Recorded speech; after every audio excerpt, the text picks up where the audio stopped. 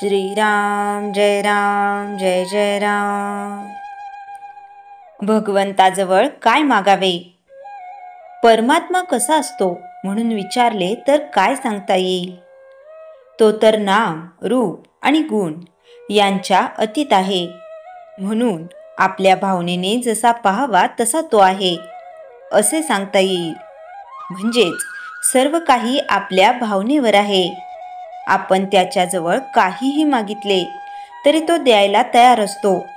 आपण विषय मागितले तर तो देत नाही असे नाही, पण त्याचबरोबर त्याचे फळ म्हणून सुखदुःखेही आपल्याला भोगावी लागतात. म्हणून काही मागायचे झाले तर ते विचार करून मागावे. एक गृहस्थ दमून एका झाडाखाली बसला. ते झाड कल्पवृक्षाचे होते. तो सहज म्हणाला, इथे आता मला प्यायला पाणी मिळाले तर फार चांगले होईल. असे म्हणताच त्याला पाणी मिळाले. पुढे आता काही खायला मिळाले तर बरे, असे म्हणताच त्याला खायला मिळाले. त्यावर त्याला विश्रांती घ्यावीशी वाटली आणि तसे म्हणताच त्याची निजण्याचीही सोय झाली. पुढे त्याला वाटले की आता इतके सर्व मिळाले, तेव्हा इथे माझी बायको मुले असती तर मजा आली असती. असे म्हणताच ती तिथे आली. एवढे झाल्यावर त्याला वाटले, आपण जी इच्छा केली ते सर्व मिळाले, तर आता मला इथे मरण आले तर. असे म्हणताच तो मरण पावला. म्हणून काय की विषय मागत गेले तर त्यापासून विषयच वाढत जातात. तेव्हा ज्यामुळे आपले कल्याण होईल असे मागावे. एका भिकाऱ्याला राजा म्हणाला की तुला काय मागायचे असेल ते माग. त्याने आपल्याला पांघरायला घोंगडी मागितली. समर्थ द्यायला भेटल्यावर त्याच्याजवळ काय मागायचे हे नीट विचार करून मागावे. म्हणूनच भगवंतापाशी त्याच्या भक्तीची याचना करावी. ही मागितल्याने आपल्याला समाधान मिळते आणि दुसरे काही मागण्याची इच्छा होत नाही. भगवंताचे अवतार केव्हा झाले आहेत? तर भक्ताकरिताच देवाला अवतार घ्यावे लागले आहेत. अवतार घेतल्यावर नुसते भक्तांचेच काम होते असे नाही, तर त्यामुळे इतरांनाही देव आहे ही भावना निर्माण होते. आपण त्याला शरण जाऊन त्याचे होऊन राहावे, म्हणजे आपल्याला मग इतर कोणत्याही बाबतीत काळजी करण्याचे कारण उरत नाही. भगवंत हा अत्यंत दयाळू आहे. लोखंडाने परिसाला मारले तरी त्याचे सोनेच बनते. त्याप्रमाणे भगवंताने भरताला भाऊ म्हणून तारला. बिभीषण शरण आला म्हणून त्याला तारला आणि रावणाला शत्रू म्हणूनही तारला, पण त्याने सोडले कुणालाच नाही. असा भगवंत जोडायला नामाशिवाय दुसरा कोणताच उपाय नाही. श्रीराम जय जय राम। चैतन्यवाणी। भगवंताच्या नामाशिवाय मला काहीच कळत नाही असे ज्याला कळले त्यालाच सर्व कळले. श्रीराम जय जय राम। रामकृष्ण हरी। ज्ञानेश्वरी भावार्थ प्रवचन अध्याय 11 विश्वरूप दर्शन योग मंगलाचरण। ज्ञानेश्वर माऊलींच्या चरणी नम्र वंदन। गीतेच्या सर्वात थरारक, दिव्य आणि अद्भुत अध्यायाकडे आपण आता प्रवेश करतो।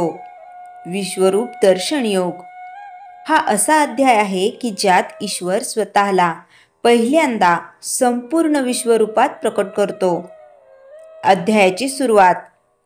अर्जुन श्रीकृष्णाला विनंती करतो, हे भगवान, तुमच्या विभूतींविषयी मी ऐकलं, पण आता मला प्रत्यक्ष पाहायचं आहे तुमचं वास्तविक अनंत विश्व व्यापणारं रूप।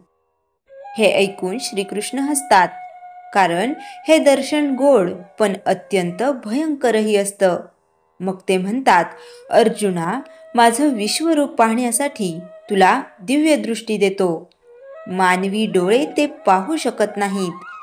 आणि इथून सुरू होतं गीतेचं सर्वात रोमांचक दृश्य, विश्वरूपाचं वर्णन। आश्चर्यकारक दृश्य अर्जुनाला अचानक दिसू लागलं।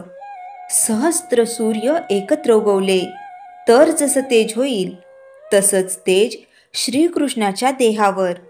सारे लोक, पर्वत, आकाश, ग्रह, तारे सगळं त्या एकाच रूपात समाविष्ट. हजारो मुख, हजारो नेत्र, हजारो हात, हजारो तेजस्वी रूपे, सूर्य चंद्र त्यांचे नेत्र, संपूर्ण सृष्टी त्यांचा देह. अर्जुन विस्मयचकित होतो. तो पाहतो सगळे देव, ऋषी, सिद्ध, गंधर्व हे विश्वरूपाला नमस्कार करतायत आणि त्याच वेळी भयानक रूपही दिसतं.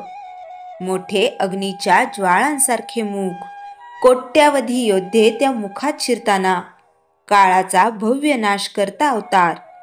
अर्जुन थरथरतो. अर्जुनाच्या भावना. अर्जुन म्हणतो, हे प्रभो, तुम्ही अत्यंत दयाळू, सुंदर, शांत आणि प्रेममूर्ती आहात. पण आज माझ्यासमोर उभा आहे सृष्टीचं जनक आणि संहार करता रूप. तो घाबरतो, थरथरतो, डोळे मिटतो आणि म्हणतो, कृपा करा, मला तुमचं तेज, सौम्य, मानवी रूप दाखवा, ज्यात मी तुमच्याशी बोलतो, हसतो, स्नेहाने वागतो. श्रीकृष्णाचं उत्तर. माऊली म्हणतात, हे अर्जुना, हे विश्वरूप मी तुलाच दाखवलं, कारण तू प्रेमाने विचारलं. जगात फार थोड्यांना हे रूप मिळतं, मग ते सौम्य रूप धारण करतात. शांत, सुंदर, निळं सावळं रूप, कुंडल, पितांबर, मोरपिसे, मधुर स्मितहास्य. अर्जुन सुटकेचा श्वास सोडतो. तत्वज्ञान. या अध्यायाची मुख्य शिकवण. ईश्वर सर्वत्र आहे. तो फक्त मूर्तीमध्ये नाही, तो विश्वाच्या प्रत्येक कणात आहे. भक्तीचा मार्ग श्रेष्ठ. माऊली म्हणतात, अर्जुना, प्रेम आणि भक्तीने माणूस मला सहज जाणू शकतो. यज्ञ, तप, दान ठीक आहे, पण भक्ती सर्वोच्च आहे. ईश्वराचं खरा स्वरूप, सृष्टी, पालन, संहार हे सर्व त्याच्याच हातात आहेत. प्रेमाने विचारलं तर ईश्वर सर्व देतो. अर्जुनाने प्रेमाने विचारलं आणि विश्वरूप मिळालं. कथा. एक भक्त रोज देवाला विचारायचा, देवा, एकदा तरी तुझं खरं रूप दाखव. एक दिवस तो नदीत बसला होता. तेव्हा अचानक सूर्यप्रकाशाने नदी चमकली. मासे उड्या मारू लागल्या. झाडांच्या पानात वारा गुणगुणला. भक्ताला जाणवलं, अरे हेच ते विश्वरूप. नदी, वारा, सूर्य, पक्षी सगळ्यात देवाचं अस्तित्व आहे. भगवंत त्याला म्हणाले, बाळा, विश्वरूप नजरेसमोर असतं, फक्त पाहण्याची दृष्टी पाहिजे. निष्कर्ष. अध्याय 11 आपणाला शिकवतो, ईश्वर एक नाही, तो अनेक रूपात प्रकटतो. तो विराट, विशाल, सर्वव्यापी आहे. पण तोच प्रेमाने आपणा जवळ बसतो आणि मित्रासारखा हसतो. हाच ईश्वराचा अद्वितीय चमत्कार. रामकृष्ण हरी. ज्ञानेश्वरी भावार्थ प्रवचन. अध्याय 12. भक्तियोग. मंगलाचरण. गीतेतील सर्वात मधुर, हृदयस्पर्शी आणि भक्तिमय अध्याय. अध्यायाची सुरुवात. अर्जुनाचा सुंदर प्रश्न अर्जुन श्रीकृष्णाला विचारतो, हे प्रभो, तुमच्यावर प्रेमाने भक्ती करणारा श्रेष्ठ की जगताला एकरूप मानून निराकार ब्रह्माला भजणारा श्रेष्ठ?